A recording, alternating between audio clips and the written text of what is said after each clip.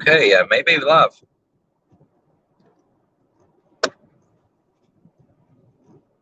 Let me see if I can double check this.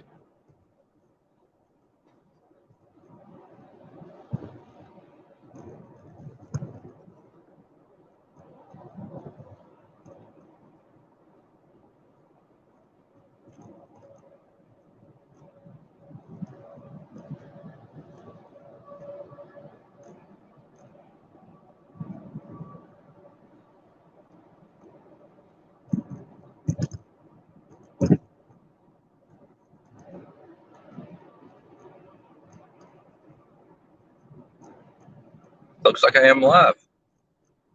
Good morning, Craig. Or I think you may be in a different time zone than me, so it may be evening or.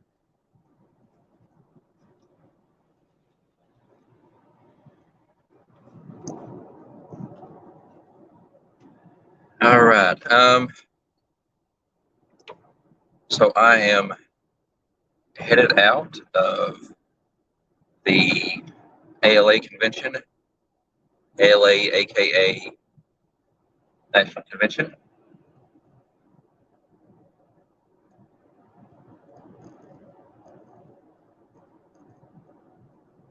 And so I'm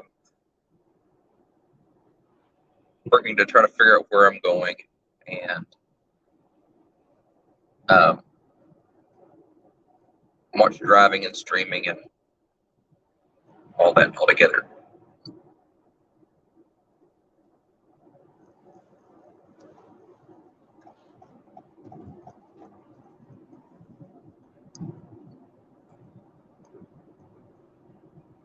All right, so, and that's what the earbuds for, is I've got a GPS talking to my ear, so I may pause or get distracted or something.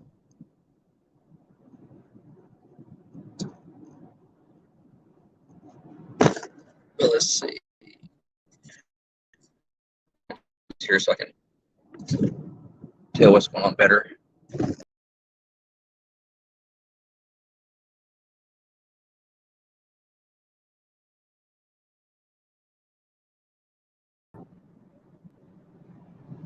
Okay, hopefully I didn't destroy everything.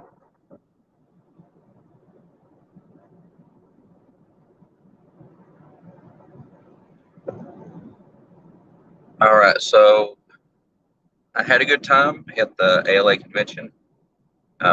Again, I refer to it as ALA because I'm a live beer person, at least that's what I claim to be.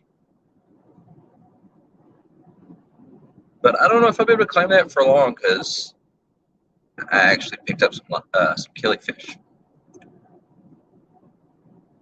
And somehow managed to join the AKA.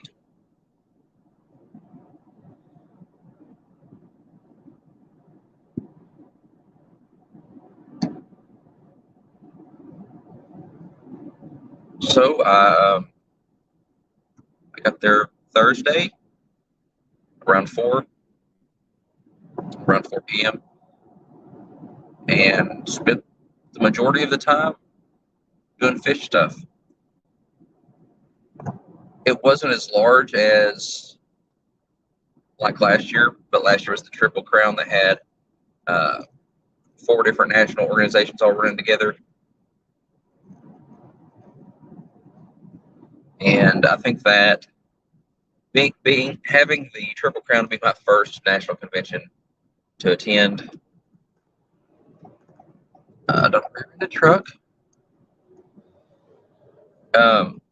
Having that being the first national convention I attend might not have been the best reference point for me because I come into this convention looking for it to be about the same. And of course, just being 2 groups instead of 4, it was smaller. Plus, there were some other fish events going on this weekend, like Aquashella, which pulled some people away from it. But overall, it was pretty good. They The hotel, there were some issues with the hotel, not with me personally, but with the national groups, the organizers. They, the hotel double booked the convention center, the rooms for the convention. So the rooms that the ALA and AKA were promised in their contract, they weren't able to get them all.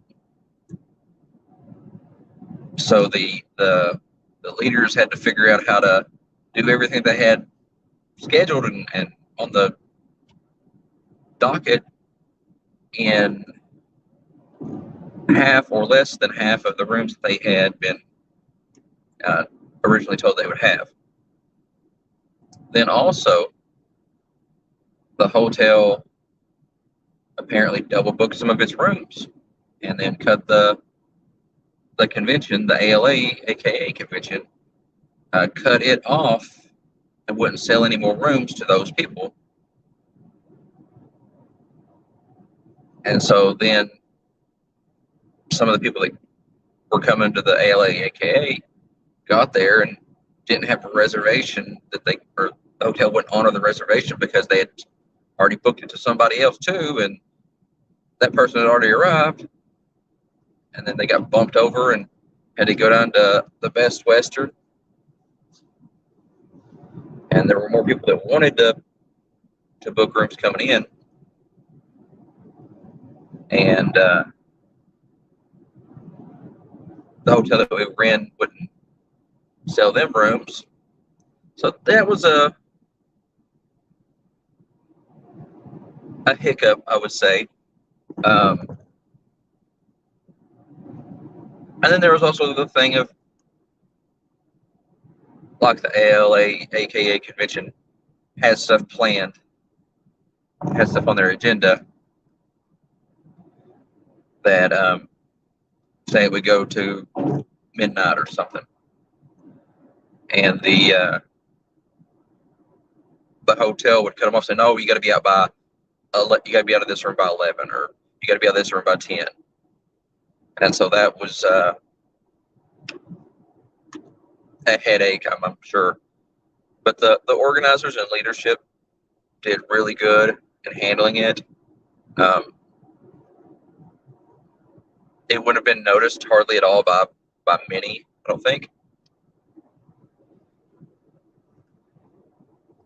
But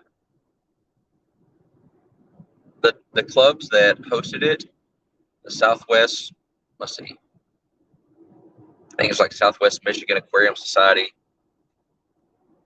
and the Michigania Aquarium Society. They both did really good hosting the event. There were a number of pet stores there that stepped up and did good in sponsoring and were present there. A couple had booths. At least one of them entered stuff into the show that they bred themselves.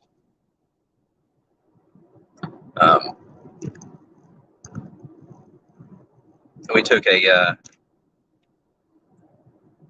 tour, a shop hop, going to the 3 of the pet stores there, looking at their fish and seeing behind the scenes type stuff of their breeding facilities and their back rooms and stuff like that. That was really neat. I was impressed with the stores that we went to.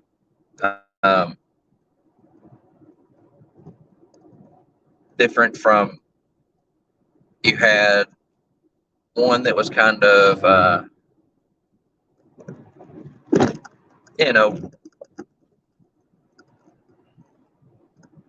don't want to say your typical store, but because it wasn't typical, not for anything around me, but it was a good store.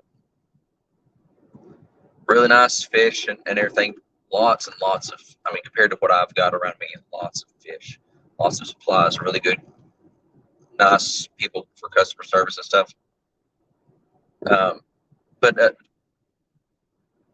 size wise, a what you would think size wise for like a pet store. Um, and then there was one that was huge and set up. I mean, it reminded me of like a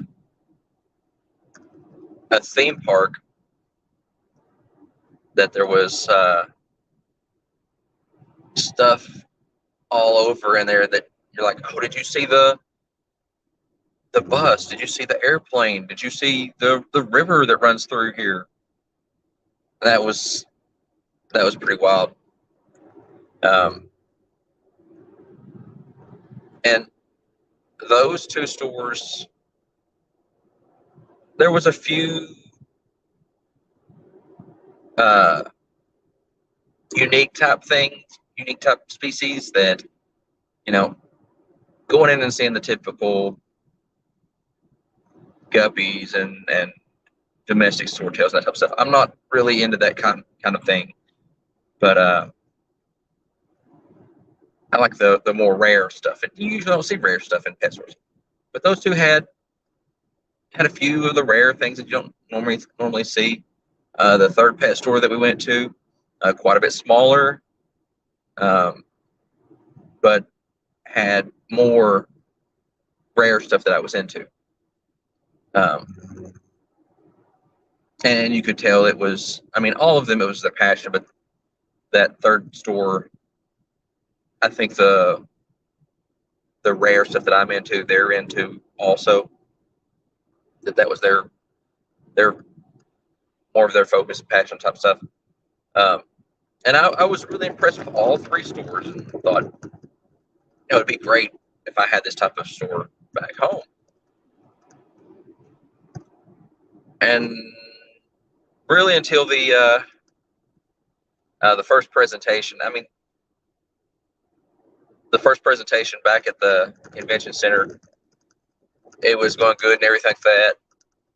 And then someone from one of those three pet stores, I'm not going to say which one, I've been on the fence about whether to call them out and let people know what their view and agenda is, but I don't think that I will at this point. But one of those pet stores, someone from the pet store, I was impressed, that basically the whole crew from that pet store was there in their pet store uniforms and up front at the presentation. And I was like, yeah, pet stores, fish stores supporting the fish clubs and the convention and stuff. And they were. I mean, they had a booth. They donated stuff. But the excitement for this particular store kind of dropped whenever one of the individuals from the store, let's say, made a scene during the. He did wait till the question session at the end of the presentation, but the first presentation was about regulations in our hobby, talking about the thing that just went on in Florida, where they wanted to make a white list outlawing everything basically, and then talking about the Lacey Act that came up I think it was like last year, that was big on YouTube here, outlawing fish and stuff. And if you aren't familiar with those, I'm sure you can look it up on YouTube here or Google it. But one of the people from that pet store spoke up, and instead of speaking to the speaker privately afterwards, but in front of the whole group, speaks up and basically tells him he doesn't know what he's talking about, and that the government's doing good by um, restricting access to these species, and the Lasiac's a good thing, and all this different stuff. And then the moderator of the presentation, first like the timekeeper that tells them, "Oh, you're out of time," this kind of stuff, basically had to say, "You're out of time. You need to take this elsewhere. We got another presentation coming in." And at first, I thought it was just me that got caught off guard by the approach of the pet store representative, until I noticed everybody was talking about it, about how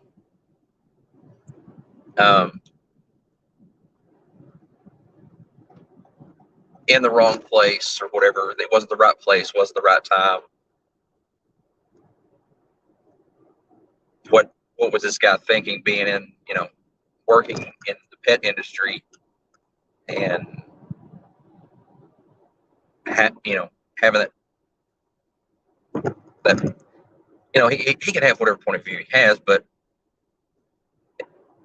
what he's saying is basically he wants to encourage the restriction of his own industry, that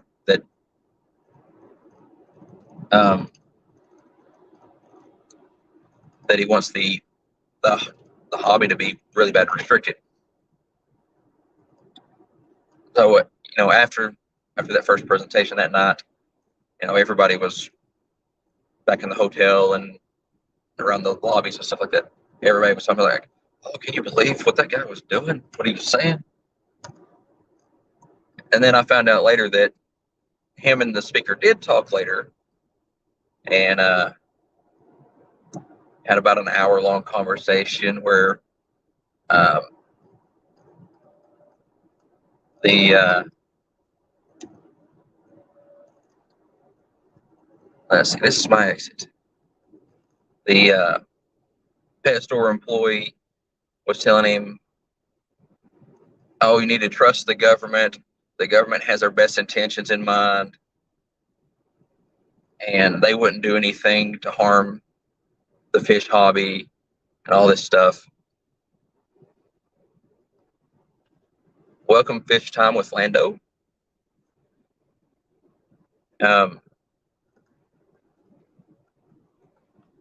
Let's see, keep right. But yeah, that's shocking that someone.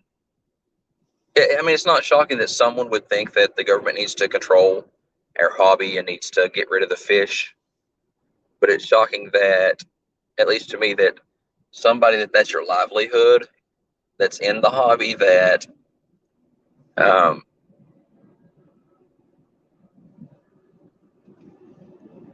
somebody that's in the hobby, that's in the industry, would think that the government needs to regulate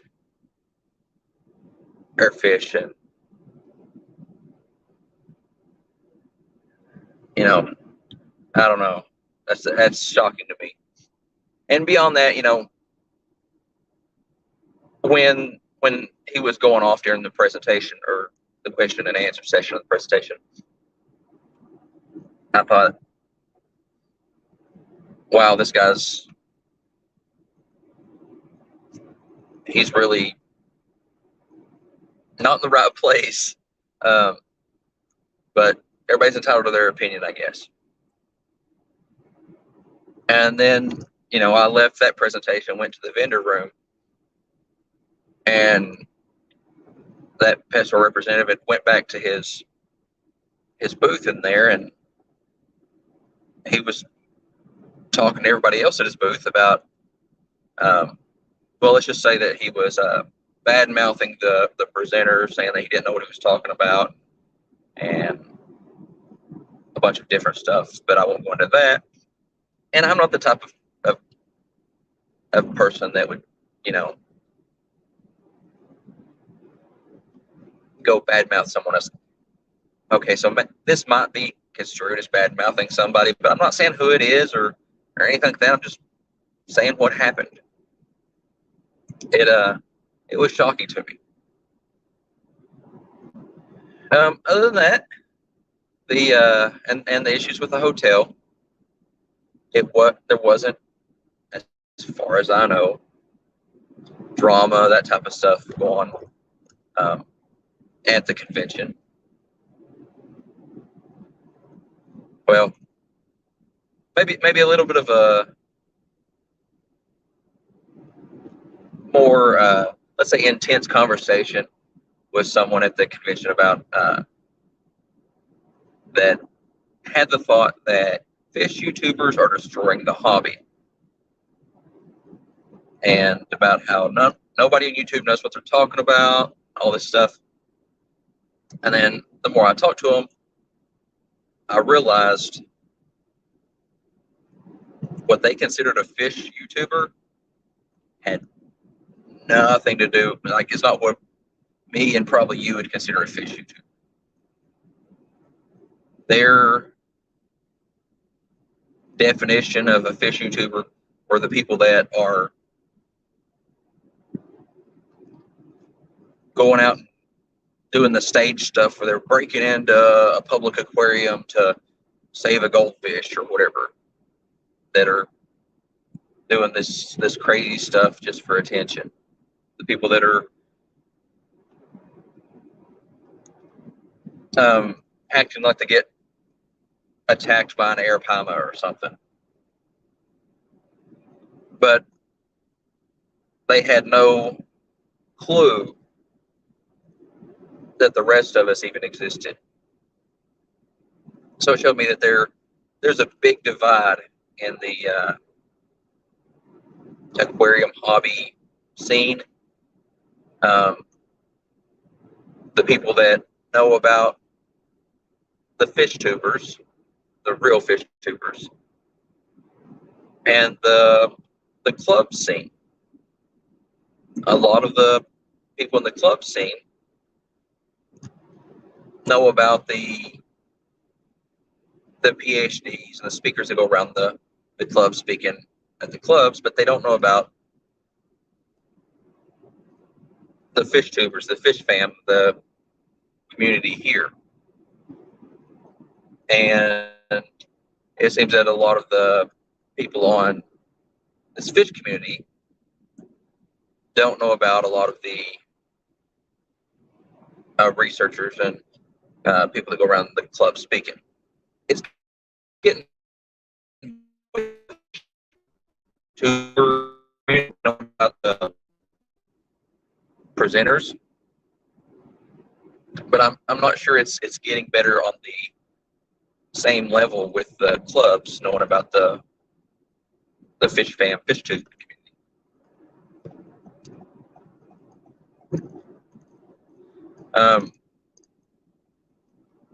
So as a hobby, we've got some ground to cover there to grow.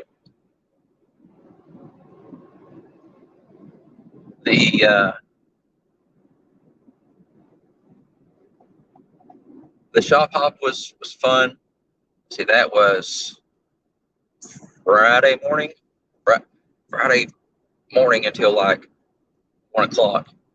I almost missed that first presentation. I'm glad I didn't, because it was informative. I learned a lot from it, and then I got to see firsthand what everybody was going to be talking about that evening.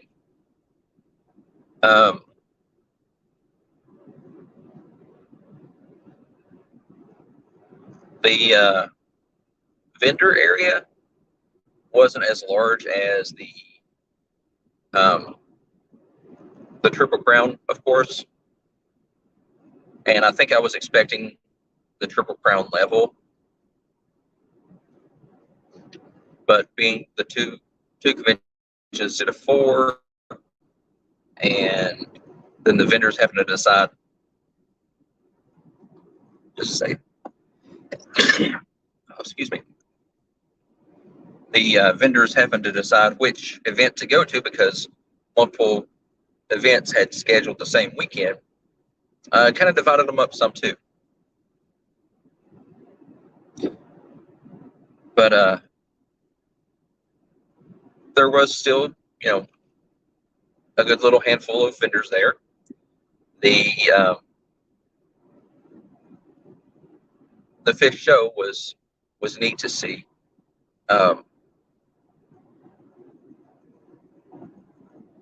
And I liked seeing the different species of the fish in the show. And there was live bears and killies all over in there. And it looked a little weird with them having to combine rooms now that they've been undersold, double booked, whatever. But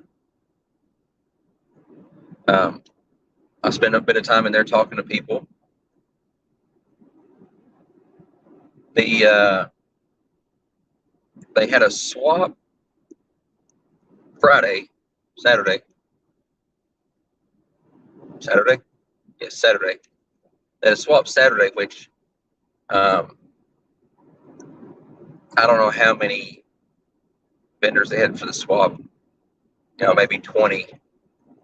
And there was a ton for sale, from shrimp to plecos to live bears and killifish and equipment, driftwood, and foods, and about anything you could think of.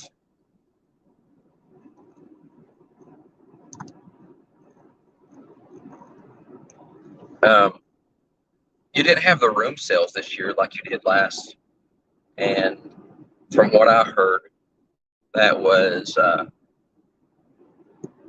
partially due to the hotel creating a scene about that as well. I didn't get to make it to all the presentations. I wish I had of.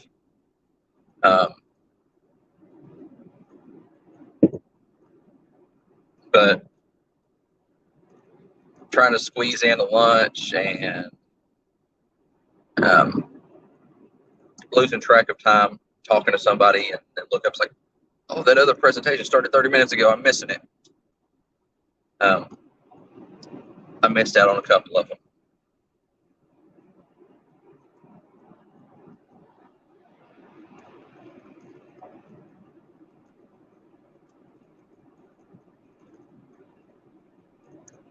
Let's see. Beyond that, they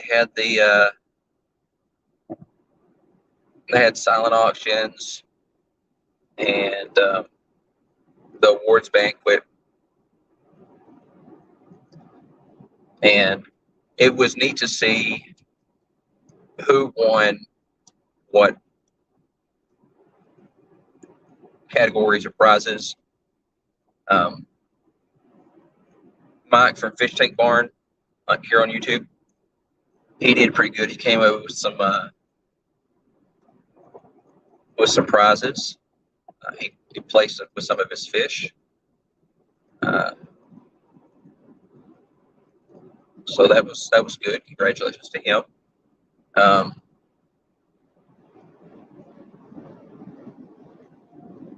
And there was different people that were winning, and something I noticed is certain people would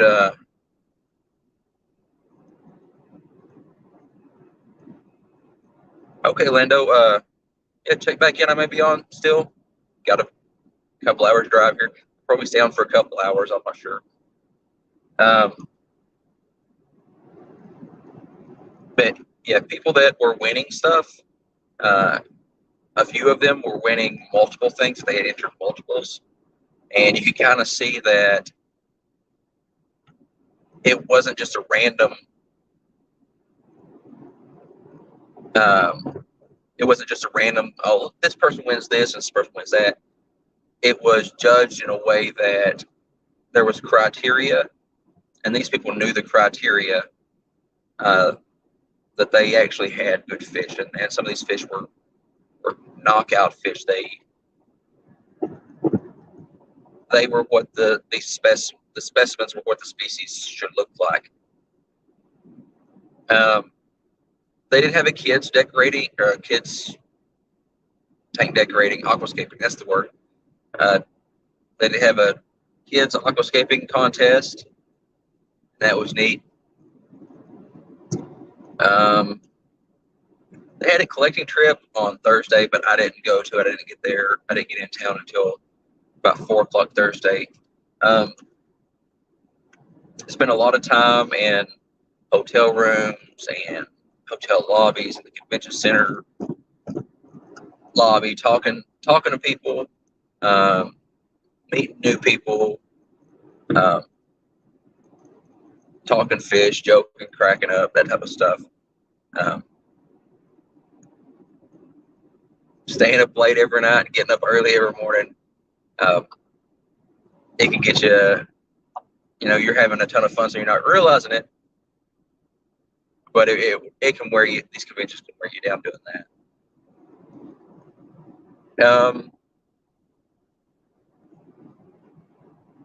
Yeah, they announced that the Killifish convention will be in Tampa next year, and more than likely the live beer convention will be joining the Killifish convention just like this year. And in my opinion, that is best for them. I think the more conventions that they can have together, the ALA, AKA, ACA, the different groups, if they can get them to have conventions together, it's better for the conventions. It's better for the attendees. It's better for the vendors, because the people that like cichlids might keep live bears and killifish and catfish and betas and different fish. There's very few of us that keep one type of fish and that's it. That we only keep African cichlids or we only keep live bears.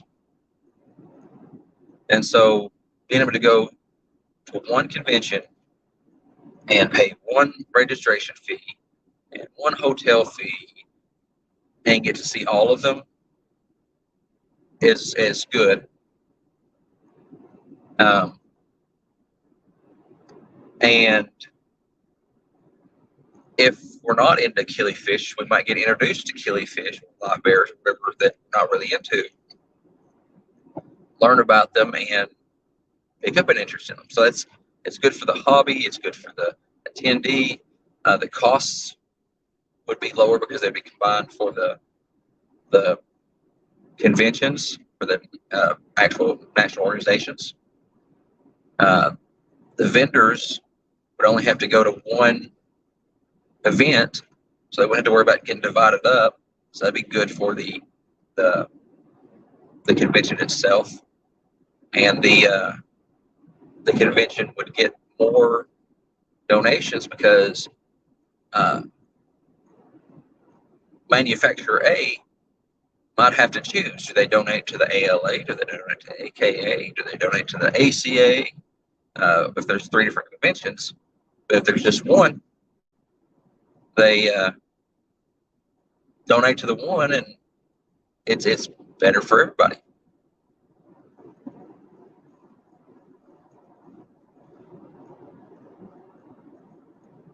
So hopefully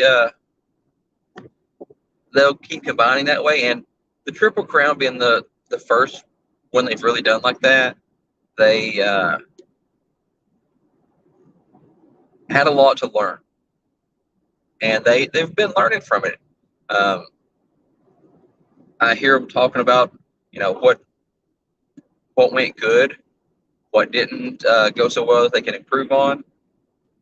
Like at the Triple Crown, each group worked independently. You had a registration page for the AKA, you had a registration page for the ALA, you had a registration page for the ACA, and whoever you registered through, you had to find a different room at the hotel to pick up your stuff, and then they didn't schedule their speakers together, or in relation to each other. So you may have 2 or 3 speakers going at the same time. Well, on this convention, they saw that was a problem last time. So they created one website with one place to register, and you could click, do you want to register through the AKA or ALA? And that told them where to send the money. Then when we got there, there was one place to pick up your stuff and check in. And you didn't have to go find an ALA spot and an AKA spot. It was just one place. The speakers didn't overlap. So you could see every speaker. You could take advantage of everything. The auction, they didn't have an ALA auction going on in one room at the same time as an AKA auction. They actually ran the AKA and the ALA auction together, and they would auction a bag of live bears, a bag of killies, a bag of live bears, a bag of killies. They'd take turns that way. And it went fast, and people were able to pick up both live bears and killifish. And I think by doing that, it actually made the national clubs and the local clubs more money.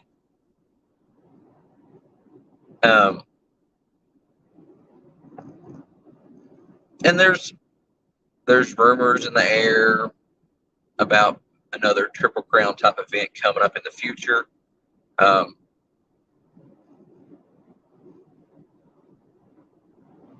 believe one of the groups is hitting a milestone year in a few years, and they might try that again, especially since they've learned from it and it did so well. So I totally went sidetracked there, but yeah, the AKA announced they'll be holding their convention in Tampa next year, and potentially the ALA will be joining them. So I'm looking forward to that. Hopefully I'll get to go to that. I'm learning a lot going to these conventions, not just about the fish, but about traveling and convention events and research that's being done and all kinds of. And that's the thing about these national conventions like this is it is a more of an educational type event than some of just like your hangout type events. There's a few fish events that's more of a just a hangout. You pay money to go hang out with folks and meet the celebrities in the fish keeping. And that's all cool and stuff if that's the thing. But I like learning stuff too. I like going and sitting in the presentation and being able to take stuff out of it of like, oh, I had no idea that swordtails have the ability to turn on and turn off coloring that the human eye can't see, but that the female swordtail can see. And that they can communicate through this flashing of colors, because we can't see that. So that was like amazing to me that that was part of one of the presentations this weekend.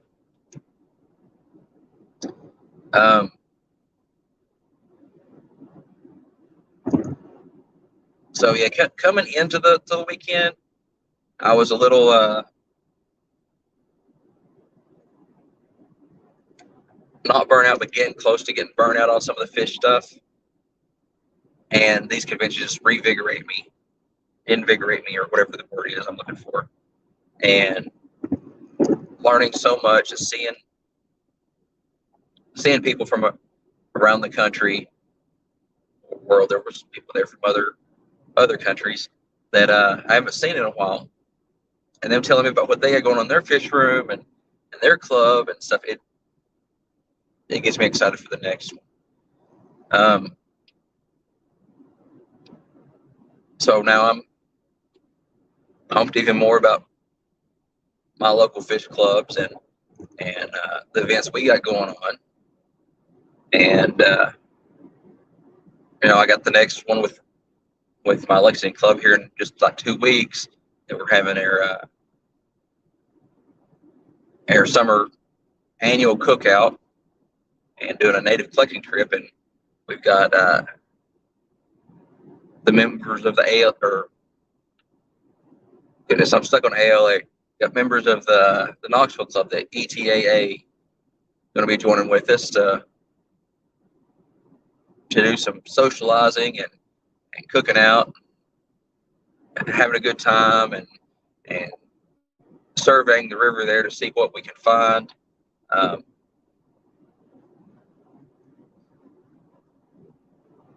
So that should be fun. And talking to folks at these national conventions. And I wish we had something more on the internet, more on Facebook or a forum somewhere or something that would be like this. That I go to these conventions, I talk to people in different clubs, and they tell me what their clubs are doing, their incentives and programs and events and stuff like that. And it gives me ideas for my club. And I share how we do stuff, and it may give them ideas of how to do stuff for their club. So that's, I wish we had something like that more online, so that we didn't have to just wait till we meet up to talk what's going on. And I tried to start something like that on Facebook, but I'm not sure that I communicated well of what it was. And I think there was only like 3 or 4 clubs that joined that group, and only like 1 or 2 of them is even saying anything in it. So that it may not be the best platform for that. But it would be nice if we had something to share what we do. And like, I can see how the national organizations run, and get ideas from that to bring back to my club too. And that's a big benefit to going to these things for me as well, being in leadership of the clubs.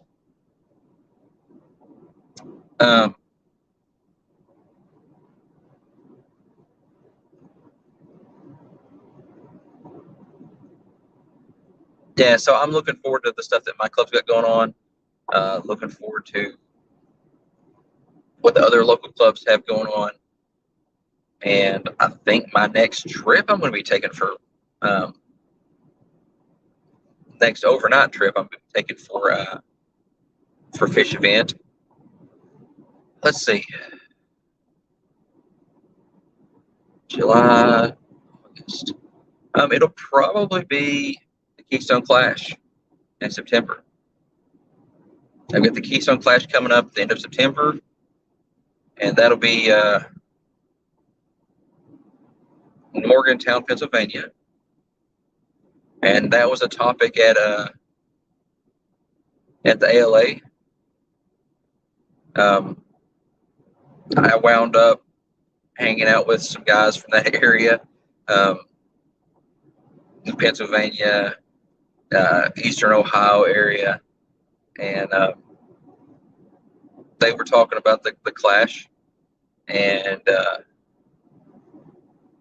basically how much fun it is, and I'm kind of picking that up anyways. I haven't been to the Keystone Clash before, but picking up on that just from other streams of stuff. So I'm excited for that. And there'll be a lot more fish tubers there than there were at this event. So it may be more just a a hangout type event for me than an educational.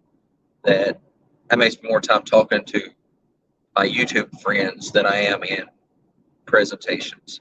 Um, but who knows? Because they've got some good speakers there too. I need like 2 or 3 of me. One to go around and shop, one to um, hang out with the friends, one to go into the presentations and learn stuff. I guess I need a fourth one to just sleep and catch up on all the rest that the other 3 are missing out on. But Keystone Clash should be next. One of these days, I may enter stuff in one of the shows just to see how it goes. I'm still learning, watching the shows and seeing what's in them and how they do and what's been looked for by the judges and such. And then after the Keystone Clash, I'll be attending the Ohio Cichlid Association Extravaganza, the OCA Extravaganza, in November. And those will probably be the only 3 that I do this year.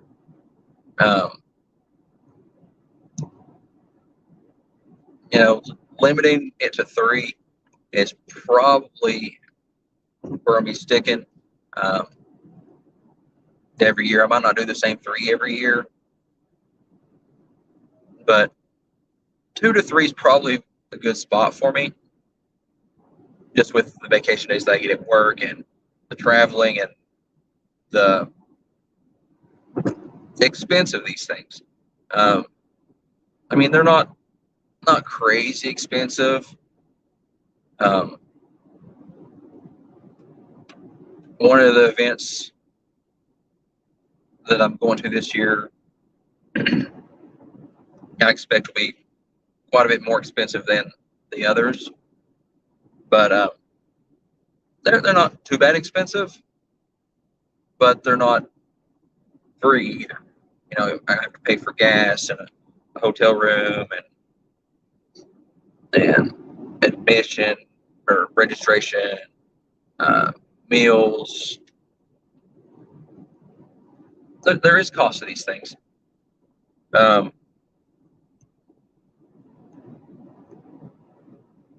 they're enjoyable.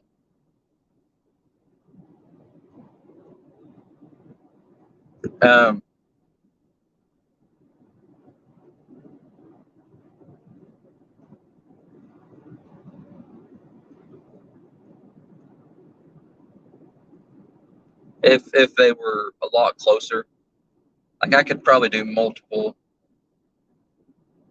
I was gonna say I could probably do multiple Triple Crowns like they were there in my home state, but I don't know if I could or not because I'd still have to take off work. So the cost wouldn't be as bad, but traveling. But like I wouldn't be able to go to the stuff on Thursday night and still go to work as well because of the hours that I work. I did pick up some fish. I wasn't planning on picking up many fish, but I did pick up some stuff. And I'll make a video about that when I get home because we'll see what makes it. I set up a little fish room there in the hotel and was keeping stuff, doing good, doing water changes on them. Everybody was doing good. And then something happened last night. I don't know if they did something to the water or what, but it was rough. I lost entire tanks of stuff. And I bought, like, on some of the species, I bought multiple bags of stuff. So, of this fish A, I may have bought 3 bags of that species that each had 3 fish in it. And maybe the first bag I left in the bag the whole time. And the second bag I put in the tank and did water changes on it. and they both were fine until yesterday. And the ones in the tank just went belly up. The ones in the bag still doing fine. So I'm not sure what went on there. Um, I tried to do what I could. I didn't bring a test kit with me, so maybe I need to start bringing test kits with me so I can test, see if the water's coming out of the tap with crazy amounts of ammonia. I know that some conventions have had that trouble. So that's something that I'm learning every event that I go to. Improvements to my hotel fish room. And that part's enjoyable too. Losing the fish is not. I picked up some cool little fish I hadn't heard of before, and I'm into the rare live bears. And I picked up some 10-spot live bears. That was their common name. I don't remember the scientific name. And I had them swimming around and stuff, doing fine. And went to bag them up because I bagged the fish up last night to be able to leave out early this morning. They're all gone, all dead, every one of them. I picked up a bunch of half beaks, and when I went in there to bag them up, only one of the half beaks was still alive, and I don't know that it's going to make it. So we'll see whenever I get home what's made it. I'm hoping everything that I got bagged up last night makes it, but I don't know. I don't know that it will. But I enjoy getting away, getting to travel, getting to see different parts of the country. I've never been in Michigan before. I don't know why I thought it was like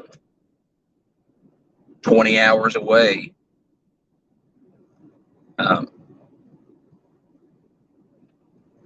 But it's neat getting out and seeing stuff. And I don't know why I thought I would have time to, but I thought that I would drive over to the Great Lake and see the beach on the fresh water and stuff. See the Great Lake because I hadn't seen a Great Lake before. These conventions are so packed for me that I didn't get time to eat half the time. And yeah, I can go without eating a while, but I'm kind of spoiled. I think I need to eat.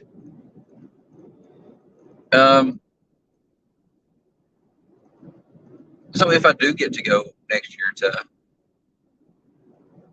the ALA and it's in Tampa, I'm sure being in Florida they will have native collecting trip. So I might have to take a little extra time to make sure that I make it for the collecting trip. And being in Tampa, it's not too far from beaches. I might have to take some extra time and go to visit a beach. So I'm gonna have to save my vacation days for that, I guess.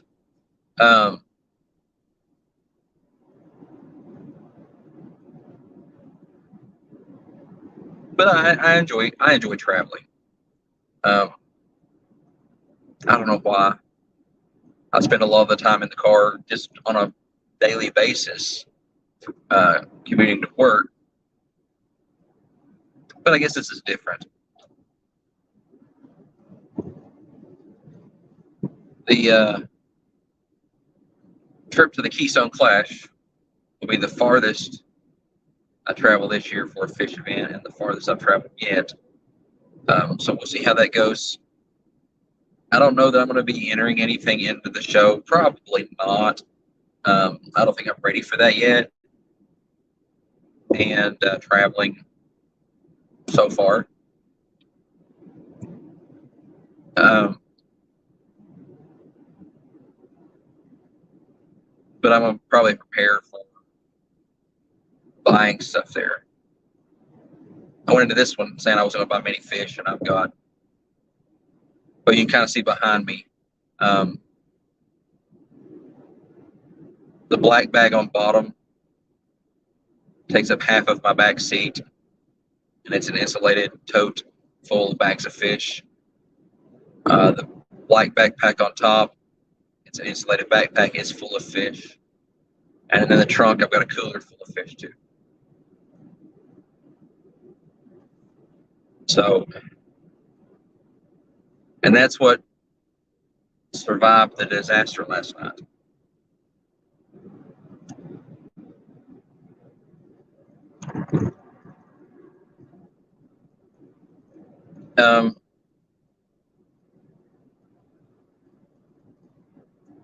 But yeah, I had a good time.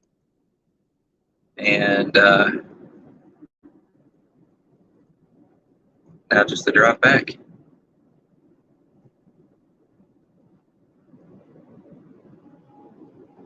And I made a video while I was up there. Did some filming for some other videos. So a little bit more coming out about my adventures at the ALA. And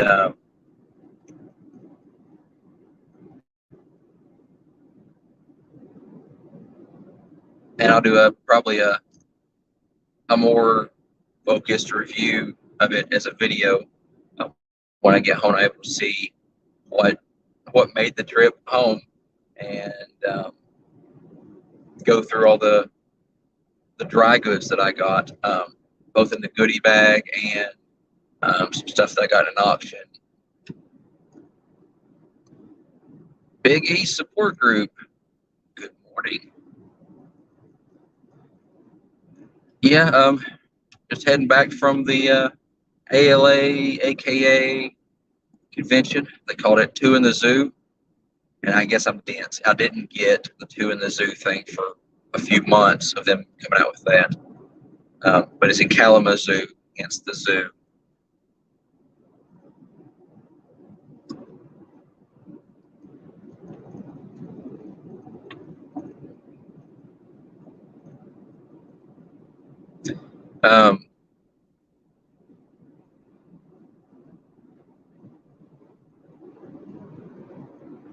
I was glad to see, I think from my local club, we had 5 people show up. And it was, depending on where the people are around the area, 5, 6, 7 hour drive for those people. If they drove it, some of them flew. So I was glad to see some of my local people show up and have interest in the conventions. I'm going to try to promote them more to get more people involved in that, representing. And we may come up with something for the clubs to incentivize attending or participating in national conventions. Because I would like one day for the convention to be closer. Louisville has done a few, but one day for the Lexington Club or the Knoxville Club to host one. That would be neat. A lot of work, but still neat.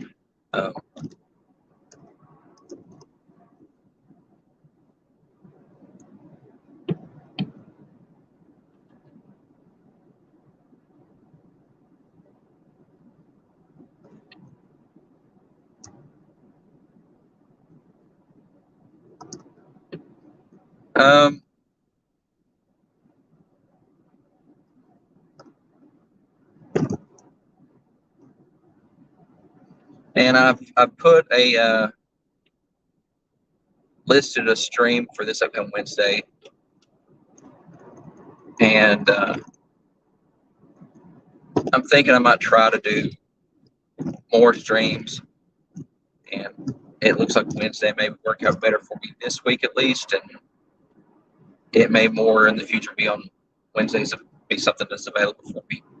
I still have to look at work scheduling and be able to get home in time to go live.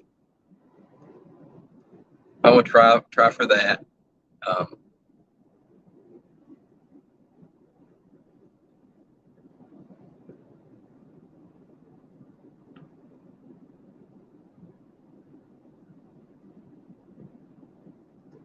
let's see, check my GPS here.